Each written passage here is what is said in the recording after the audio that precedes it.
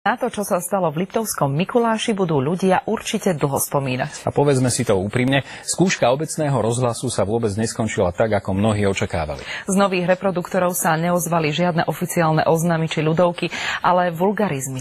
Tí, ktorí na ulici nestuhli od prekvapenia, si nakrútili aj dôkaz. Tu je. Mikuláščania, ktorí bývajú na tomto sídlisku, neverili vlastným ušiam, aké slová idú z miestneho rozhlasu.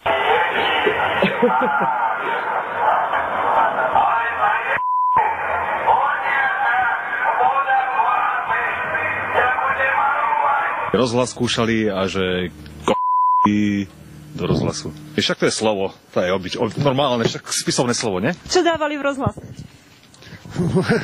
To sa také slova ani nedajú vysvetliť, ani vyjadriť. Na verejnosť by to nemali ísť také slova. Tak určite nie. Preto aj deti chodia, tak preblažujú, nie? Prasatá. Neviem, čo to bolo za show. Voláka hra to bola. Mrzko tam vraveli. Hovorkyňa mesta tvrdí, že mestský úrad v tom nemá prsty. Mestský rozhlas je ešte stále v skúšobnej prevádzke a za skúšobnú prevádzku zodpovedá dodávateľská firma.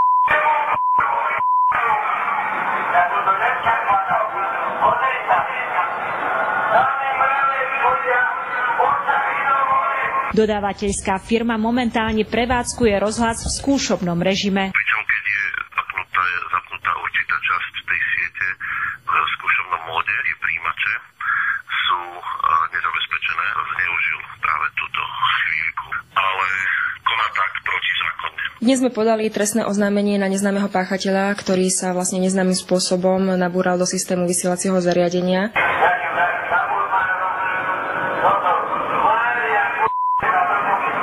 Pre televíziu Eliška Prečová. Nevydarené skúšobné vysielanie nechceli veriť vlastným ušiam.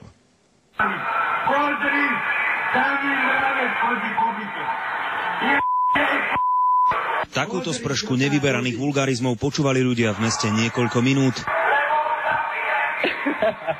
Niekto sa smial, niekto to nahrával, no väčšinou ostali obyvatelia Mikuláša ako zarazení.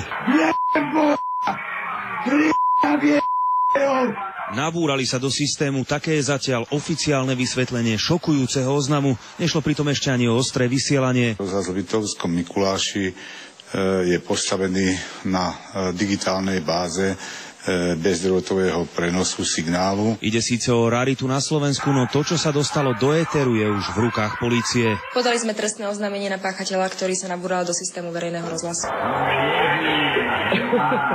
V skutočnosti ide o jednu zo série kontroverzných nahrávok z internetu. Všetko sú to autentické prejavy istého pána Melíška nahraté cez vetračku v paneláku. Kto ho dostal do verejného rozhlasu, nie je známe. Podľa miestnych sa dá na rozhlas počas skúšok pripojiť aj obyčajnou vysielačkou, nepriamo to potvrdzujú aj tieto slová. V tejto skúšobnej prevádzke sme nútení jednotlivé komponenty a jednotlivé body pripojenia tohto mestského rozhlasu uvoľniť z zabezpečeného kryptovacieho systému. Mesto na svojej oficiálnej stránke požiadalo dodávateľskú firmu, aby okamžite ukončila skúšobnú prevádzku. Ako dôvod uvádza nezvládnutie a nedodržanie dohodnutého postupu. Regionálne štáby a Marek Gudiak.